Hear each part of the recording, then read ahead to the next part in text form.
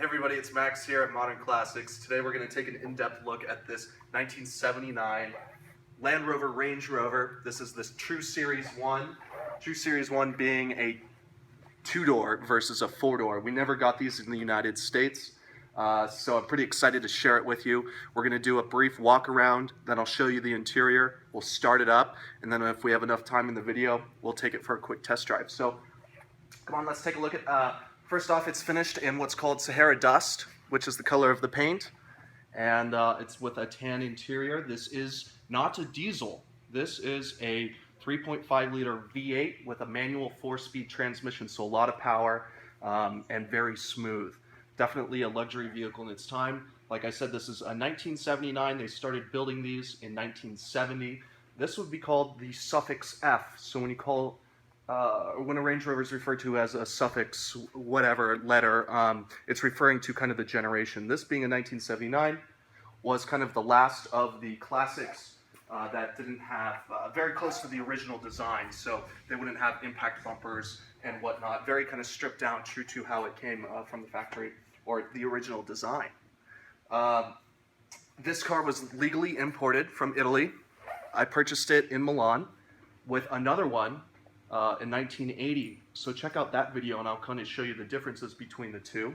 But this one was legally imported. It is sitting on a clean Idaho title. It is ready to be registered in your name. You can insure this vehicle. I recommend using Haggerty. But let's go ahead and just kind of talk about the overall condition on the outside. 1979 was the last year that they actually came with the embossed plastic emblems, so that's kind of fun to see. This, believe it or not, is actually a crank for starting the engine. They still thought you needed to use that. I mean, it is a Land Rover. It was a tractor at this time. Very different from the new vehicles, but you know, we're coming up on 40 years that these things have been in production. So it's going to be fun to kind of show you the where these cars were at. We never really got to see them in the United States. So let's talk about the two-door. They do have these really large single door with this awesome lever right here, which is very fun. Nice big swing door. You can see that the body panels are in very good condition.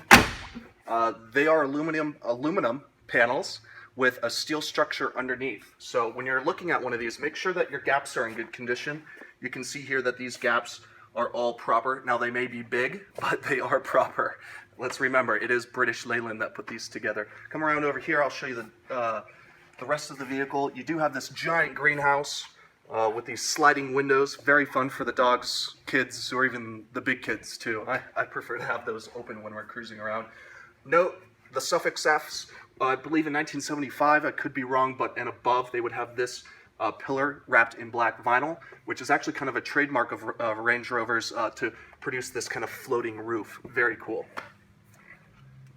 We'll walk around this side.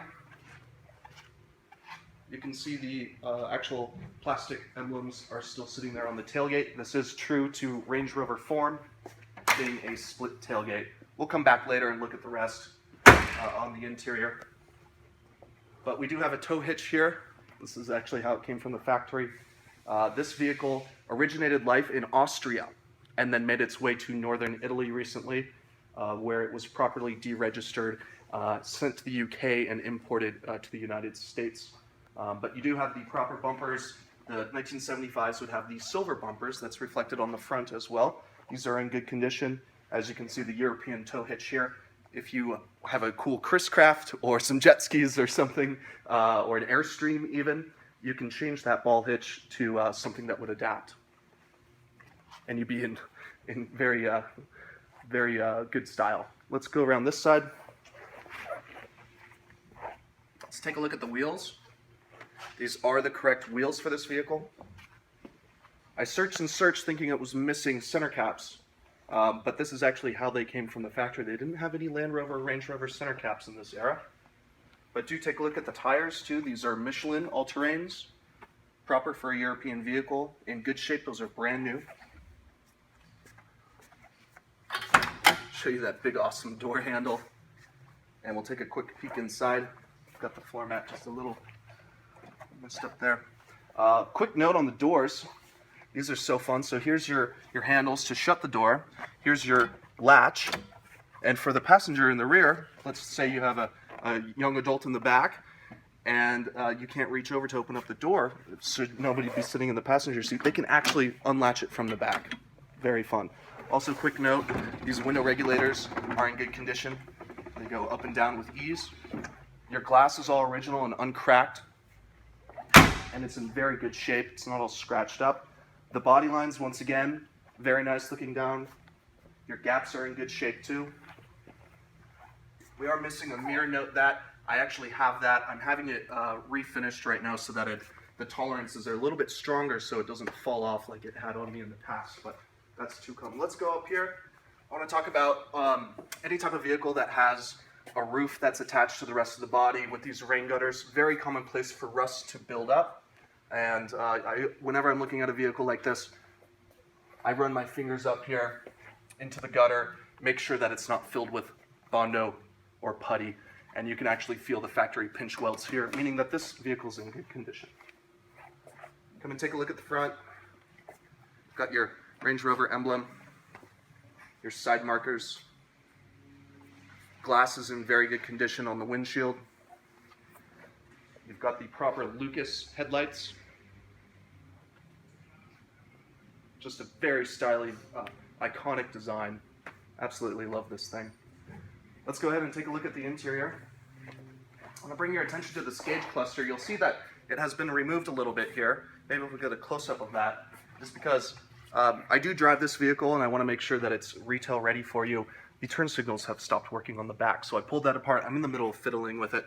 That will be put back together when the vehicle is purchased. Take a look at the interior. That has the proper 3-spoke steering wheel. Last year they made those in 1979. I believe the earlier ones didn't have the painted wheel surround like this one has. A little bit of patina on it, but it looks good, very original to the vehicle. The interior has seen a full refresh and refurb. New seat covers, new carpets, new doors. The dash is original British Leyland style, so the tolerances were never great. It does have a stereo system installed. It does not function. There's a speaker in the dash.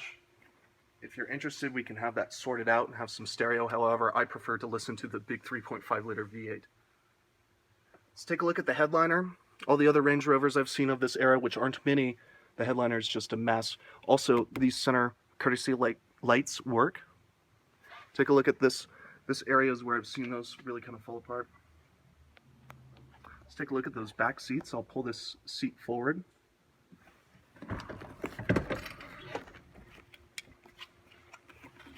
Nice seat pockets back here. I'd like to show you this rear seat. New carpets throughout, seat belts throughout as well. So you can throw the kids back there and have some fun. Let's take a look at the tailgate. Note I do have over 100 photos of this vehicle, so please inquire about those if you have not seen those. I know the lighting here is not great for the interiors. Here, want to show this latch. So in this position is where it's locked in. Move it over. There's your full down tailgate. Fully carpeted, new carpet back. All the metal here is in very good condition. This is an area where these things really tend to rot out. So if you're considering one of these Rovers, really look into these cracks and make sure these hinges are in good shape and actually not falling off. Same thing to be said with the lift gate. Should you see this all kind of corroded out, it's a very common thing, so they do make repops of those. But I want to show you under here. We do have a full toolkit and jack. I actually pulled this up just a little bit to show. Hard to see under here. I have been under here. All the metal is in very good condition. Let's tuck that back under so it looks nice and neat. Over here, we have a full-size spare with probably the original tire on it, but it is a matching wheel. This seat does fold down, that center seat. That has been repainted and reupholstered. Very nice. Shut it, latch it. These can be a little sticky sometimes. There we go. Sometimes they require a slam. The hood latch is over here. Oh, note the door cards are new too. The hood latch is under here to the right. Go ahead and pop this. And then the latch or hook is over there. This is the original spec'd 3.5 liter V8, Rover V8. You do see a nice new battery over here.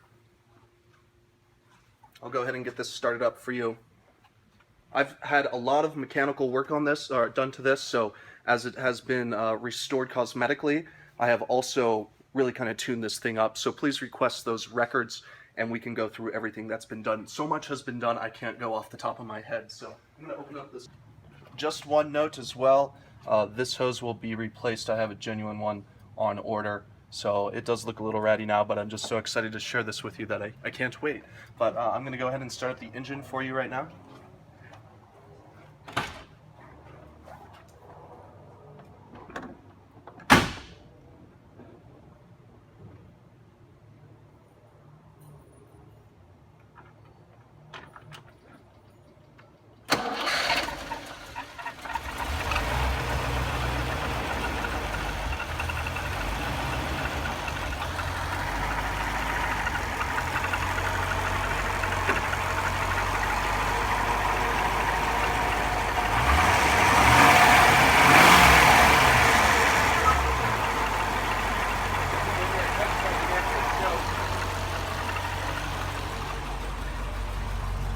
One handy tool. Sometimes we forget about chokes. This one does have one that functions, as you can hear. That really likes to be pulled out on startup, like any British vehicle, even American.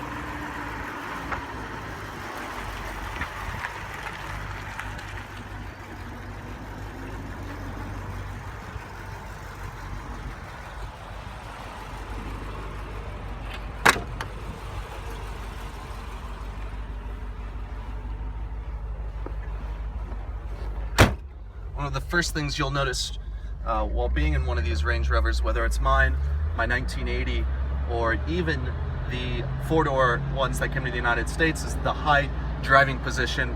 It's kind of unlike anything else.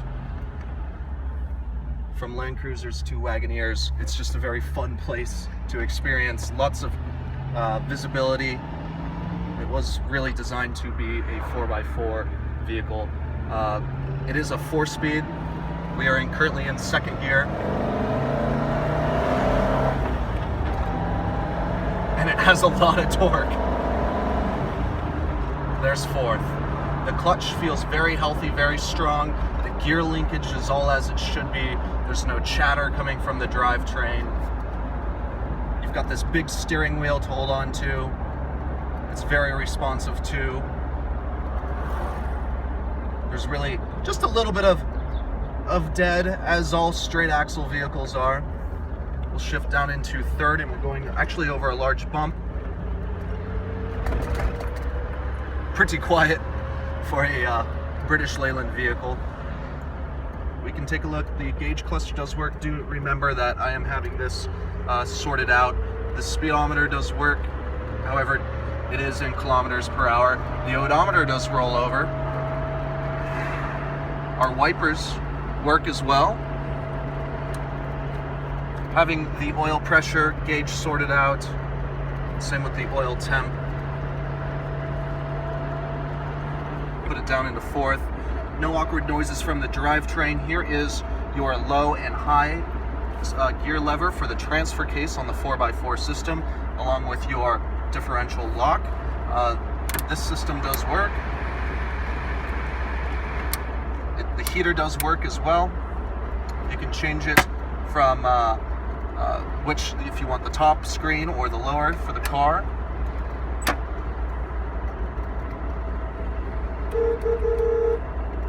There's our very European sounding horn. We're about to hit another bump. I will shut up so you can hear how nicely it sounds.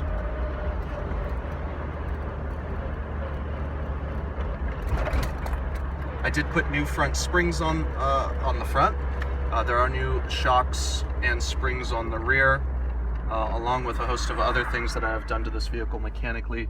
Overall, in very good condition, collector quality, or something you can have on your ranch or around the city and just have a commanding view of everything you're driving over in tons of style.